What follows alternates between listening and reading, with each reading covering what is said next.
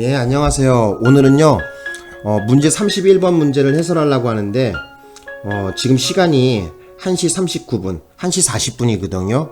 이 늦은 시간에 제가 왜 영상을 켜고 녹화를 하냐면은, 옛날 생각이 나더라고요. 왜 옛날 생각이 나냐면은, 지금은 뭐 나름대로 돈도 잘 벌고, 사업도 잘 되고 하는데, 제가 당시에 군대 제대하고 와서 26대인가 그랬어요. 6인가 7대인가 그랬는데, 돈은 한 푼도 없었어요. 그리고, 유일하게, 집에서 용돈을 얼마씩 줬냐면은, 당시 형하고 어머니가, 하루에 1,000원을 줬어요. 1,000원. 맨날 책상 위에 1,000원을 얹어놓고 갔어. 출근할 때. 엄마 또는 형이.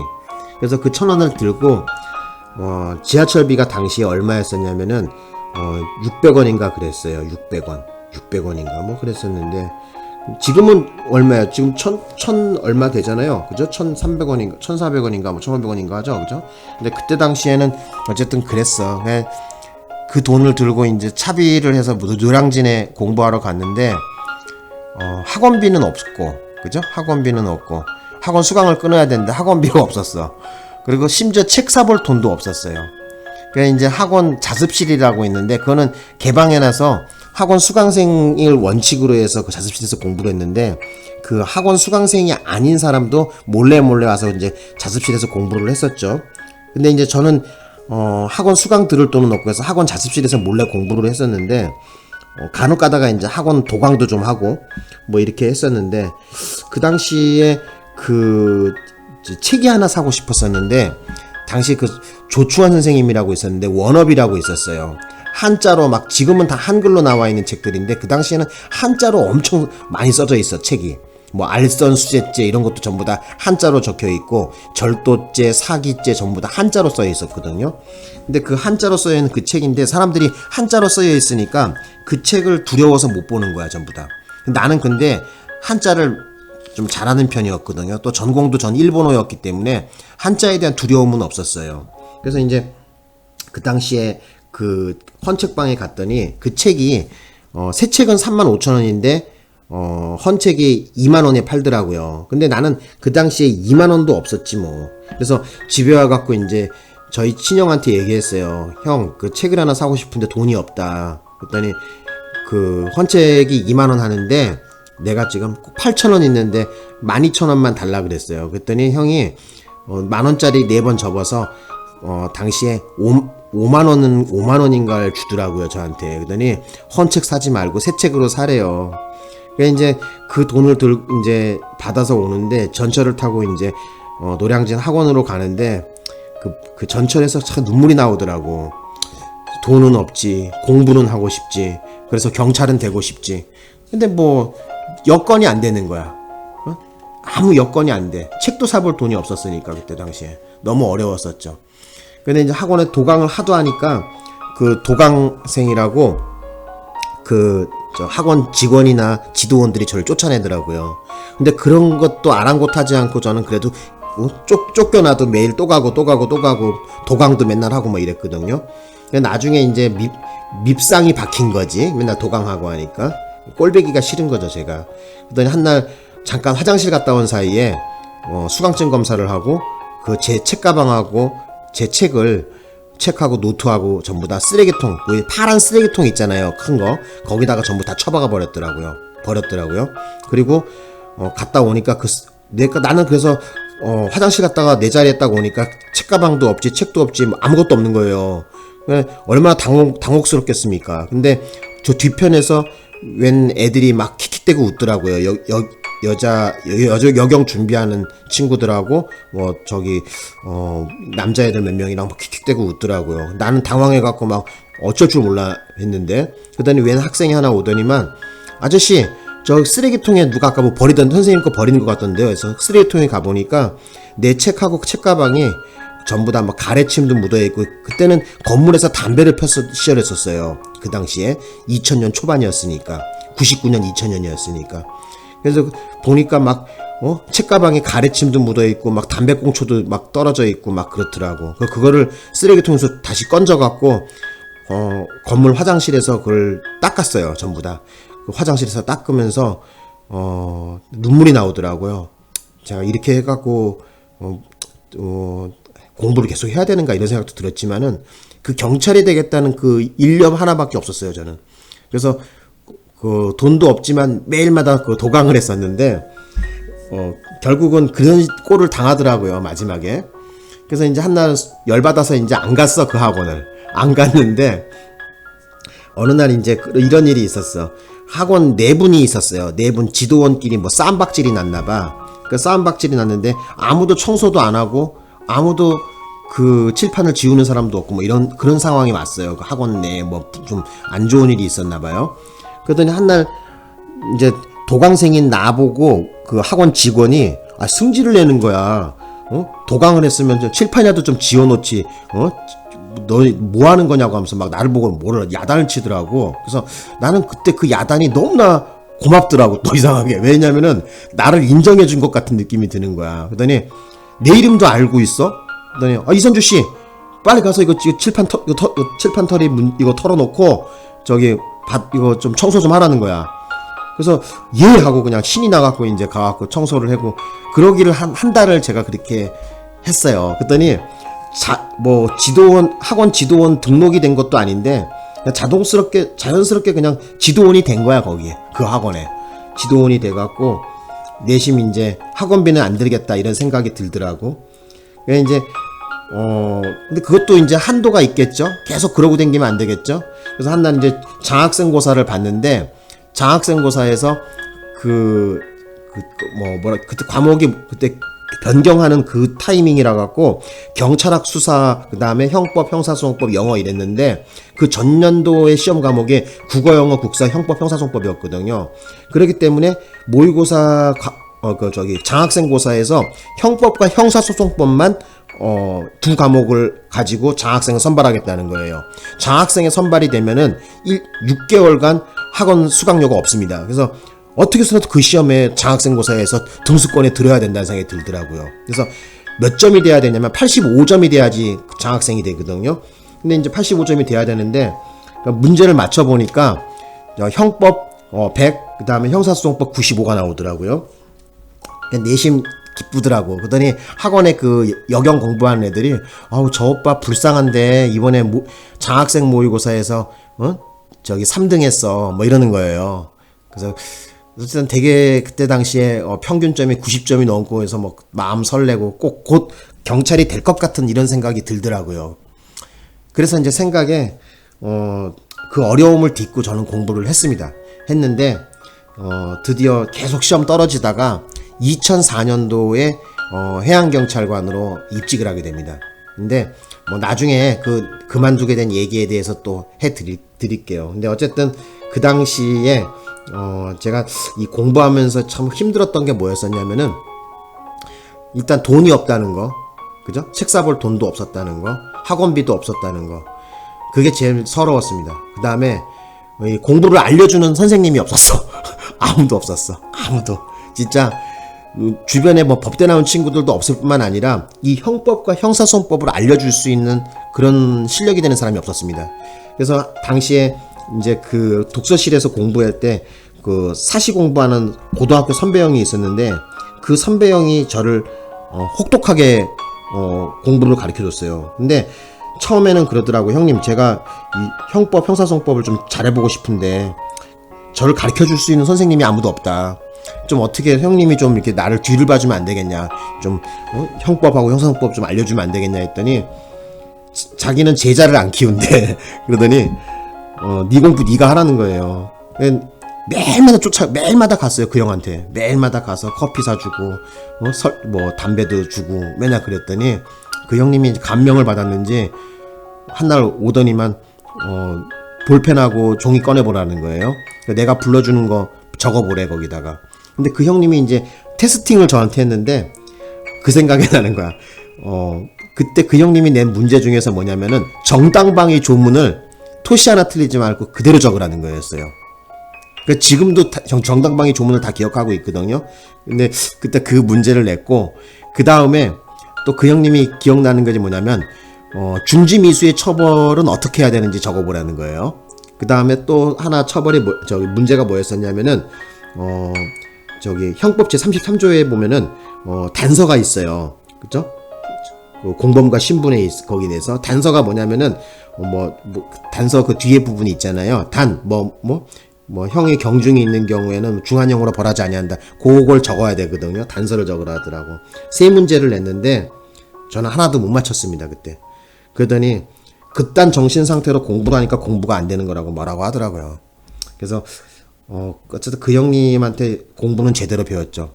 매일마다 법조문 시험을 쪽지 시험을 봤어요. 그 형님이 저를 법조문하고 그다음에 강의 설명도 좀 해주고 그랬었어요, 저한테. 그래서 위법성 조각 사유하고 책임 조각 사유에 대해서 그 형님한테 확실히 공부를 했었죠. 지난 얘기해서 뭐합니까? 근데 어쨌든 여러분 이 늦은 시간에도 이렇게 강의를 하는 이유는 제가 제 수험생 시절에 너무 힘들었던 그 시절이 생각이 나더라고요. 지금은 제가 직업이 강사가 아니라, 그죠? 이 형법, 형사소송법 가르치는 강사가 아니라 저는 개인 사업가입니다.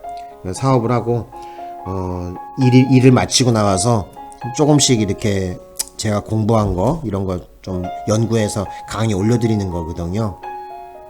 어쨌든 너무 앞에 서설이 길어서 미안합니다. 자, 지금서부터 이제 문제를 한번 설명해 볼게요. 자, 이 문제는요. 한번 제가 읽어볼게요. 갑은 환각물질인 본드를 흡입할 목적으로 본드 2개를 호주머니에 소지한 채 길을 배회하며 적당한 장소를 찾다가 2025년 7월 24일 11시 30분 상업시설이 없는 다세대 주택 5층 공용 계단까지 들어와서 약 4시간 동안 본드를 흡입하거나 흡입한 상태로 있으면서 혼자서 욕설을 하거나 웃고 중얼거리는 소리를 냈다. 여기까지 끊어보자고. 자, 그러면 지금 가끔 가다 보면 이런 또라이들 있죠. 그죠? 약간 좀 이상한 사람들. 지금 얘는 지금 뭐를 처마신 거야? 본드 흡입한 거죠? 그죠? 본드 흡입하면 환각 상태에 빠지잖아요. 그죠? 그래서 여기 보시면 나와 있듯이 중얼거리는 소리를 내고 혼자서 욕설도 하고 이랬다는 거예요. 그런데 계속 봅시다. 이를 발견한 거주자 A가 같은 날 15시 30분에 도망가려는 갑을 체포하여 16시에 인근 경찰서 사법경찰관에게 지체 없이 인도하였다. 여기에 옳지 않은 걸 고르라 그랬거든요. 이 지문을 좀 정확하게 좀 분석을 해봅시다. 지금 보면은 지금 다세대 주택 5층 공용 계단에 들어왔다는데 이거 얘기가 나왔다는 것은 주거침입죄가 되는지 안 되는지의 그 여부를 물어본 거겠죠. 그죠? 주거침입죄 같은 경우에는 현재 지금 어떤 경우에 주거침입이라 그래? 그 사실상의 평온 상태를 깼을 때 바로 주거침입죄가 되는 거잖아요. 그죠? 그런데 그 침입에 대해서는 어떻게 판례가 규정하고 있습니까? 최신 판례에 의하면은 2020도의 12630 판례에서는 뭐라고 얘기했어요? 바로 객관적 외형적으로 판단해서 행위태양을 기준으로 침입의 여부를 판단한다 그랬거든요. 그러니까 지금 보면은 지금 여기 다세대 주택 5층 공용 계단까지 들어왔다는 건 뭐야? 이것도 위오지라 그래서 건물에 딸려 있는 건물의 부속 공간을 갖다가 전부 다 위오지라 그러거든요. 쉽게 얘기하자면 위오지 한자 그 자체로 얘기하자면은 둘러싸여 있는 땅이란 얘기예요. 그러니까 예를 들면은 건물이 이렇게 있다고 봅시다. 건물이 이렇게 있어. 건물이 이렇게 있으면은 건물 주변에 담장을 이렇게 쳤겠죠. 그죠? 건물 주변에 담장을 쳐놓으면은 그죠? 그 담장 안에 여기 앞마당 같은 거 있죠. 그죠? 아니면 이 건물 안에 계단 같은 거 이걸 전부 다 바로 부속 공간으로서 위오지라 그러는데 자, 꼭 방실에 침입하지 아니한다고 하더라도 그죠? 이 앞마당에 들어가거나 주차장 공간이라든지 아니면 건물의 계단이라든지 이런 데도 역시 주거침입죄에 해당되는 부분입니다. 그래서 여기 공용 계단이라 그래갖고 이건 주거침입이 안 되지 않나가 아니라 공용 계단도 역시 뭐다? 바로 주거침입죄의 바로 공간이다. 좀 아셨으면 합니다. 왜? 위오지기 때문에. 자, 그래서 이따 다 설명드릴게요 또.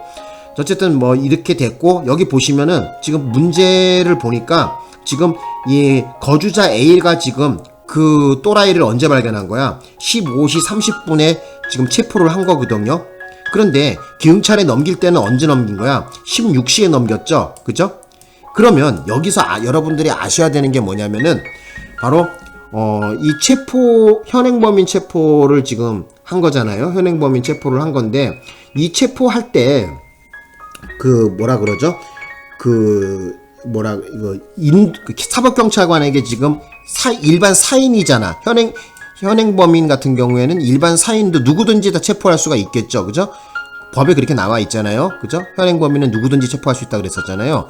그러니까 현행범인을 갖다가 체포한 시점으로 해서 영장을 청구하는 것이 아니라, 그죠? 어떻게 해야 된다? 사법경찰관, 경찰이나 검찰에 넘겼을 그 타이밍서부터 바로 기산점으로 구속영장 청구 기산점을 봐야 되거든요. 그래서 그것을 여러분이 아냐 모르느냐, 바로 그 부분이 이 문제의 중심입니다. 메인이라고 말씀드릴 수 있어요. 자, 그러면 문제를 한번 보시면서 한번 하나하나 따져봅시다. 자, 보겠습니다. 좀만 기다려봐. 자, 보면 기역번에 봅시다. 기역번 읽어볼게요. 다세대 주택 1층 공동 현관문에는 별도의 잠금 장치도 없고, 자, CCTV도 없는 등 거주자가 외부인의 무단 출입을 통제 관리하고 있지 않다고 하더라도, 자, 갑이 들어간 5층 공용 계단은 주거 침입죄의 객체인 사람의 주거에 해당한다, 이렇게 나와 있거든요. 그래서 맞는 얘기라고 봐야 되겠죠. 제가 아까 전에 뭐라 그랬어요? 자, 이 공용 계단에 들어간 것도 역시 뭐다? 바로 주거 침입죄의 객체가 된다 그랬었죠. 바로 위요지이기 때문에 건물에 부속된 공간에 들어간 것도 뭐다? 주거 침입죄가 된다는 거야. 꼭 방실에 들어가지 아니하더라도 된다 이거죠. 그래서 기억번은 맞는 얘기입니다. 자, 되셨나요? 자, 그러면 자, 여기에 대해서 제가 화면을 바꿔서 한번 정리를 좀 해볼게요. 자, 화면을 바꿔서 정리해보자. 자, 이 글씨가 좀 잘 나오게 하려면은, 자, 200으로 해갖고, 자, 요걸 15로 하면 되겠죠? 자, 봅시다. 자, 지금 현재, 자, 기역번, 그죠? 자, 기역번이야. 기역번에 대해서, 자, 이거 맞는 거라 그랬었죠? 그죠? 맞는 거라 그랬어. 자, 기역번은 맞는 지문인데, 아까 얘기했던 그 공용계단이라는 거 있죠? 그죠? 공용계단. 그죠? 건물의 공용계단. 그죠? 건물의 공용계단. 여기도 어떻게 된다 그랬어? 위요지에 해당되면서 바로 건물 주거침입죄의 객체 공간이라 그랬었죠. 그죠? 그래서 위요지가 뭔지 여러분 아셔야 돼. 이 형법 판례를 보면은 위요지에 해당하기 때문에 이런 말이 나와요. 그래서 위요지가 뭔지 좀 알아두셔야 되겠죠. 자, 위요지라는 건 뭐냐면은 한자 그대로 뜻을 풀이하자면은 어떻게 나오냐면은 둘러싸인 땅이다 이거예요. 둘러싸인 땅이다. 그래서 위요지 같은 경우에는 담장이나 문 등으로 외부와 경계가 확실히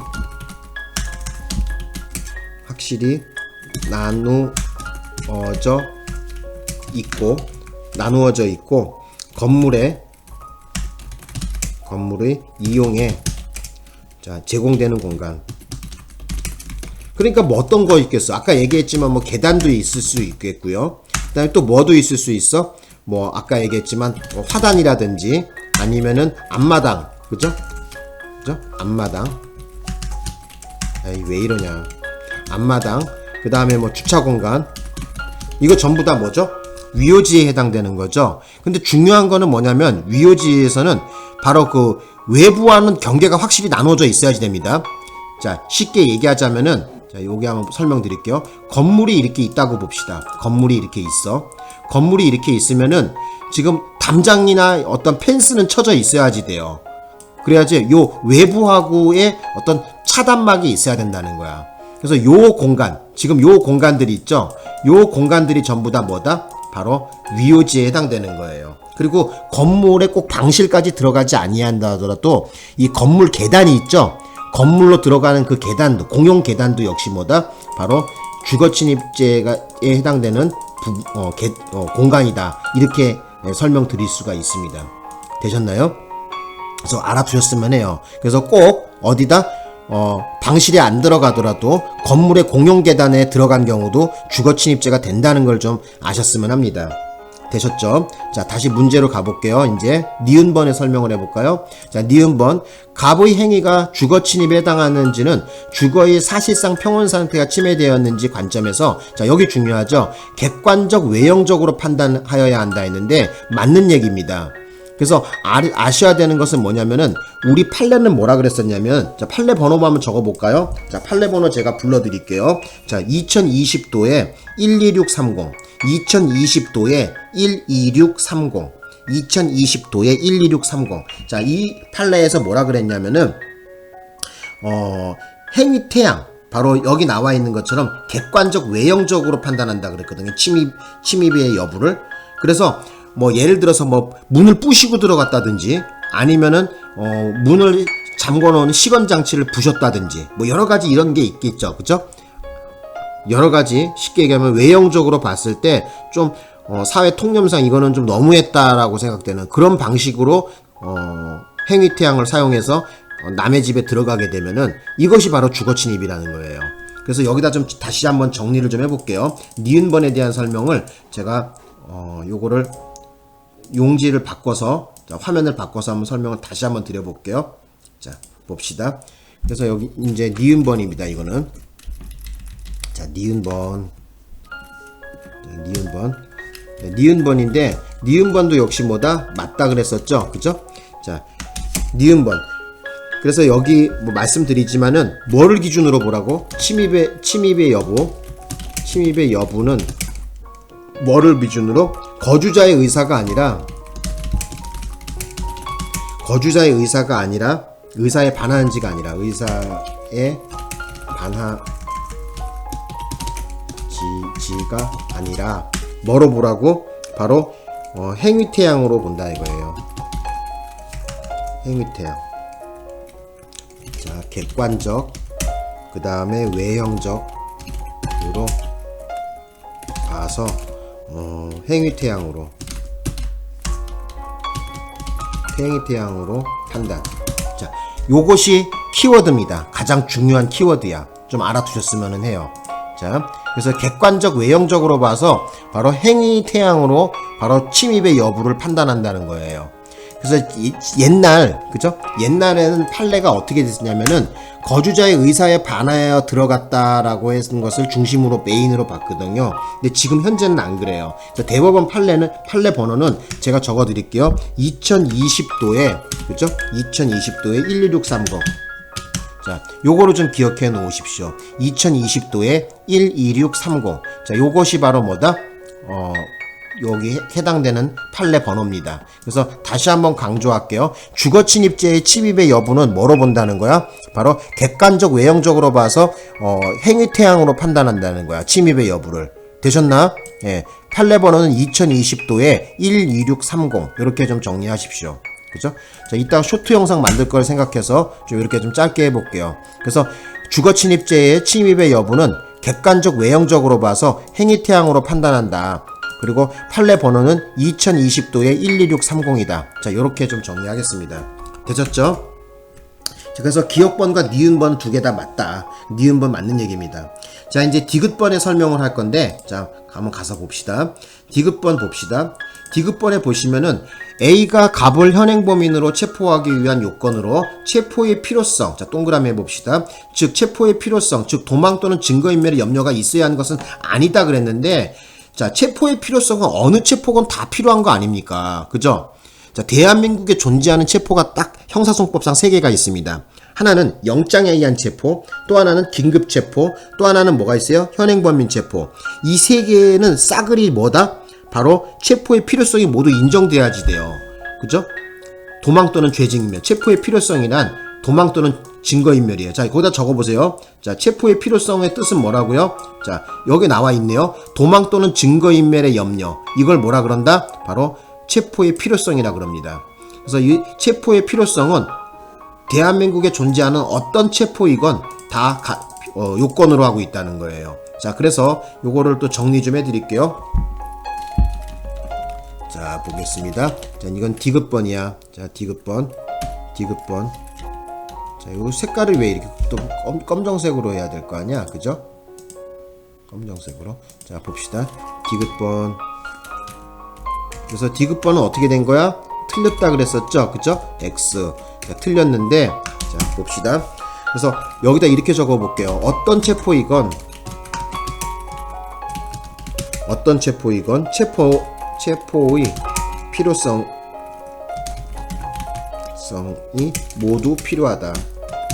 자, 요 요건을 좀 아셔야 되겠죠. 그죠? 그래서 어떤 체포이건 체포의 필요성이 모두 인정돼야 됩니다. 그래서 대한민국에 현재 존재하는 체포는 뭐가 있어? 자, 영장에 의한 체포 적어 보겠습니다. 영장에 의한 체포.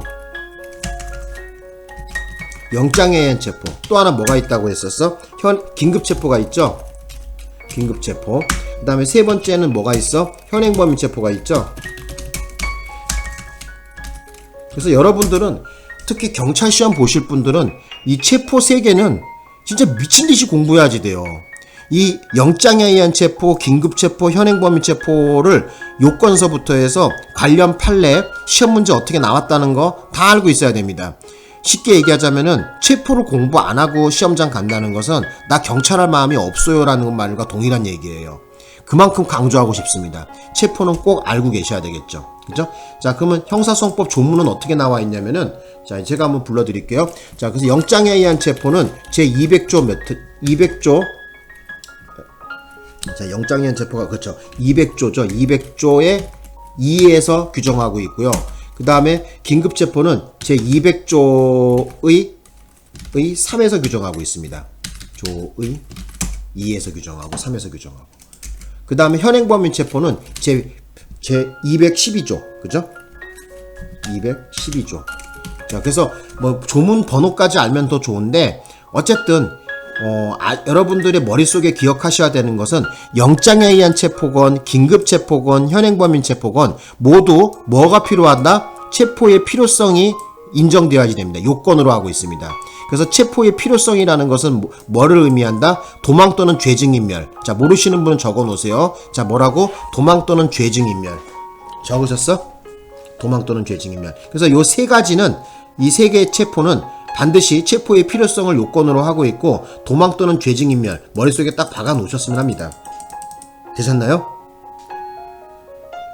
자, 그러면 이제 리을번 마지막 번을 설명하면 되겠죠? 그죠? 오늘 문제가 너무 좀 대수롭지 않아갖고 잡담도 좀 했습니다, 제가. 자, 앞부분에. 자, 볼게요. 검사가 갑에 대하여 구속영장을 청구하고자 할 경우 25년도 7월 24일 15시 30분부터 48시간 내에 구속영장을 청구하는 것이 아니라요. 아까 제가 뭐라 그랬어요? 바로 일반인, 지금 이 사례에서 보면 일반인이 지금 아까 현행범인을 체포한 거 아니냐. 그죠? 일반인이 체포했잖아. 봐봐. 여기 지금 일반인이 체포했잖아. 봅시다. 거주자 A가 지금 체포한 거죠. 일반 사인이죠. 거주자. 그죠? 그래서 체포를 갖다가 했는데, 그죠? 체포했는데, 자, 몇 시에 체포했어? 15시 30분에 체포를 했어요. 도망가려고 하는 놈을. 그런데 경찰에 넘긴 시간은 몇 시야? 바로 16시에 지금 경찰에 넘겼죠. 그래서 우리 시험에서 잘 나오는 거는 뭐냐면은 바로 현행범인을 체포했을 때, 일반 사인이 현행범인을 체포했을 때 바로 구속영장 청구 시간에 그 시간에 그 기산점을 언제로 보냐면은 바로 사인이 현행범인을 체포한 시점이 아니라 사인이 바로 경찰에게 바로 그 신병을 넘겼을 때를 기산점으로 보고 있어요. 그래서 제가 여기다가 다시 화면을 바꾸어서 또 설명을 드려볼게요. 자, 여러분 메모하시고 있죠? 그래서 제가 여기를 이렇게 정리를 해드리는 거예요. 그래서 여기 보시면은, 자, 리을번 이렇게 해놓고, 리을번 틀렸다 이렇게 좀 알아두시고, 자, 땡땡. 그래서 15시 30이 아니고 어쩐다는 거야? 자, 16시로 하라 했었죠? 그 16시가 언제야? 바로 경찰에게 그 범죄자를 신병을 인도할 때였었죠. 그죠? 그래서 여기 보시면은 구속영장 청구 기산점.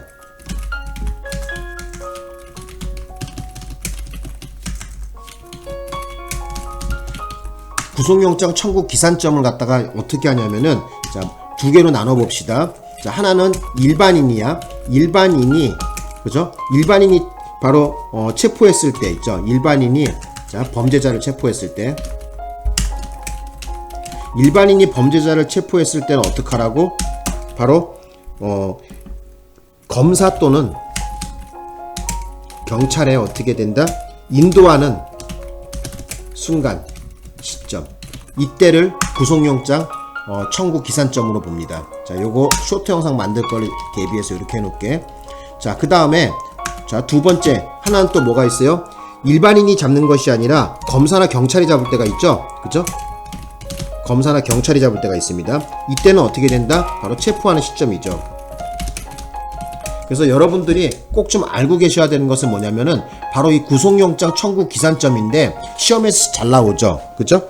이것도 대법원 판례입니다. 그래서 구속영장 청구 기산점을 어떻게 보고 있냐면은 일반인이, 그죠? 검사나 경찰이 체포했을 때는 문제가 되지가 않습니다. 체포하는 시점서부터 몇 시간 내에, 48시간 내에 구속영장을 청구하면 되는데, 일반인이 범죄자를 체포한 경우에는, 자, 그 기산점, 구속영장 청구 기산점을 갖다가 일반인이 범죄자를 체포한 시점이 아니라 검사 또는 경찰에게 그 인도하는, 신병을 인도하는 그 순간 시점서부터 기산하게 되어 있습니다. 그래서 우리 여기 문제에서는 15시 30분이 아니라 어떻게 해야 된다? 16시서부터 바로 경찰과 검찰에 인도하는 그 순간 시점서부터 구속영장 청구 기산점을 따진다. 이렇게 알아두시면 됩니다.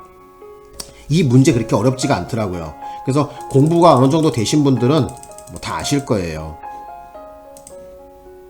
자, 그러면 다시 한번 볼게요. 자, 문제로 한번 가보자. 자, 그래서 어떻게 된다? 여기 리을번에 보시면은 기산점을 어떻게 해야 돼? 바로 15시 30분이 아니라 바로 일반인이 범죄자를 잡은 시점이 아니라 언제부터 구속영장 청구 시점 기산점을 봐요? 바로 검찰과 경찰관에 인도했을 때 인도시를 기준으로 합니다. 그래서 여기다가 좀 적어보세요. 16시 어떻게 된다? 16시 땡땡이다. 자, 16시 땡땡. 이 문제 어렵지 않죠? 그죠? 내용 쉽더라고. 아까 내가 얼핏 보니까. 그죠? 그래서 16시. 자, 16시를 알아두십시오. 그래서 16시에 어떻게 돼요? 사법경찰관에게 지체 없이 인도하였다. 이렇게 나와 있죠? 그죠? 여기서 말하는 지체 없이라는 건 어떤 뜻이냐면요. 불필요한 시간을 낭비함이 없이를 말합니다. 적어보세요. 거기다가 지체 없이라는 것은 뭐냐면은 불필요한 시간을 낭비하지 않는다. 이렇게 적어놓으세요. 그러니까 예를 들면은 체포하고 바로 최대한 경찰에 빨리 신고해갖고, 그죠? 바로 인도를 해야 되겠죠. 예를 들어서 뭐 나 밥 먹고 와갖고 너 경찰에 인도할 거야 하면서 자기는 밥 먹으러 가고 뭐 노끈 같은 거나 아니면 끈 같은 거로 해서 피의자를 갖다가 뭐 벽에다가 뭐 문고리에 묶어놨다든지 이런 거 안 되는 거예요. 그래서 만약에 일반인이 만약에 범죄자를 잡았다, 현행범인을 잡았다고 한다면 어떻게 해야 된다? 바로 지체 없이 사법경찰관 또는 검사에게 지체 없이 인도를 해야 된다는 얘기예요. 그죠? 여기서 말하는 지체 없이라는 것은 불필요한 시간을 낭비함이 없이다. 이렇게 알아두시면 됩니다. 예를 들어 아까 얘기했지만은 뭐 잠자고 온다든지 밥 먹고 온다든지 이러면 안 되겠죠. 그죠? 바로 신병을 인도해야 되겠죠. 그래서 정답을 골라보면은 몇 번이 답이냐면은 이 문제의 정답은 5번이 답입니다. 그래서 디귿과 리을만 틀렸고, 그죠? 예. 그 나머지는 다 맞다고 보시면 됩니다. 디귿과 리을만 틀렸어요. 당 5번입니다, 답이. 벌써 2시 12분이네요. 자야죠, 저도. 내일 일 나가야 되나. 내일도 일이 있어.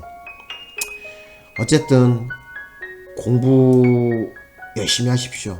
열심히 하고. 저는 모르겠어요. 뭐 경찰로서도 크게 성공하지도 못했고, 그렇다고 강사로서도 크게 성공하지 못했고, 그렇다고 사업가로서 크게 성공한 것도 없습니다. 이상하게 뭔가 해보려고는 뭐 존나 했는데 뭐가 안 되더라고. 잘 나는. 응? 모르겠어. 강의도 다른 사람들은 뭐 영상 20개 50개 요 정도 올리고도 뭐 구독자 뭐예요 2,000명 3,000명 10,000명 잘 찍는데, 몰라, 나는 유명한 선생님이 아니라서 그런지 별로 그런 건 없더라고요. 근데 그래도 해야죠. 그죠? 그래도 해야죠. 저를 믿고, 그죠? 제 강의 듣는 분들이 있으니까 제가 해야죠. 그죠? 제가 귀찮다고 강의 업로드 안 하면 안 되겠죠, 그죠? 그래서 저는 언제 보람을 많이 느끼냐면은 그 뭐라 그러죠? 저는 이 경찰이나 검찰, 변호사 뭐 시험 이런 거에 성공하지는 못했어요. 근데 저한테 공부를 배워서 변호사가 되었다, 경찰이 되었다, 검찰관이 되었다, 법원 직원이 됐다, 문자 메일을 받으면 너무 기쁘더라고. 그날은 잠도 안 오더라고. 그래, 나한테 공부를 배워서 검찰관이 됐구나, 경찰이 됐구나, 변호사가 됐구나, 그런 소리를 들으면 되게 마음이 뿌듯하고 좋더라고요. 근데 모르겠어요. 어떤 사람들은 저는 또 한때 그랬어요. 그러면 이 형법 선생님을 하고 싶어 갖고 저 공무원 학원이나 이런데 맨날 돌아다니면서 원장들 만나면서 좀 써달라고 했거든요. 저를. 그랬더니 일본어학과 나왔다고 안 된대. 그래서 그리고 또 경찰 생활 얼마 했니? 그래서 오래 안 했다고 했더니 또 그걸 또 흠으로 잡더라고. 경찰 생활 오래 한다고 해갖고 형법 형사소송법 강의 잘합니까? 그거 아니겠죠, 그죠? 이제 어쨌든 그 사람들의 시각에는 제가 별 볼 일이 없어 보였나 보죠. 어쨌든 저는 그래요. 여러분들한테 비록 이름 없는 선생님이지만은 좀 많이 도움 주고 싶어요. 그리고 제가 틈틈이 시간 날 때, 그죠? 강의 업로드 계속 할 거고요. 그리고 특강도 계속 해드릴 거예요. 그리고 또 간혹 가다가 또 그런 생각도 들더라고. 그 학원에 가야 되는데 학원비가 없어서 공부 못하는 친구들 보면 마음이 아프더라고요. 그래서 제가 뒤늦게 이 돈에 대한 눈을 떴어요. 너무 늦게 떴죠, 그죠? 그래서 좀 나이를 먹어서 돈을 벌었는데, 젊었을 때는 꿈이 뭐였었냐면은 돈보다 사업을 해갖고 돈 버는 것보다 경찰이 돼갖고 경찰서장도 하고 싶고 막 그랬었어요. 지방청장도 되고 싶고. 그래서 간부후보생 시험도 치고 검찰 시험도 치고 법원 시험도 치고 뭐 그러고 댕겼어요. 근데 기회를 포착을 못했죠, 그죠? 뭐 열심히 안 해서 그런 것도 있겠지만 그 당시로서는 제가 갖고 있는 환경에서 최대한 열심히 했는데 어떻게 저는 뜻을 못 이뤘습니다. 여러분들은 모르겠어요. 제 수업을 듣고 꼭 원하는 바 뜻을 이뤄서 경찰도 되고 변호사도 되고 검찰관도 됐으면 합니다. 오늘 수업 여기서 마치겠습니다. 늦은 밤까지 고생이 많습니다. 고맙습니다.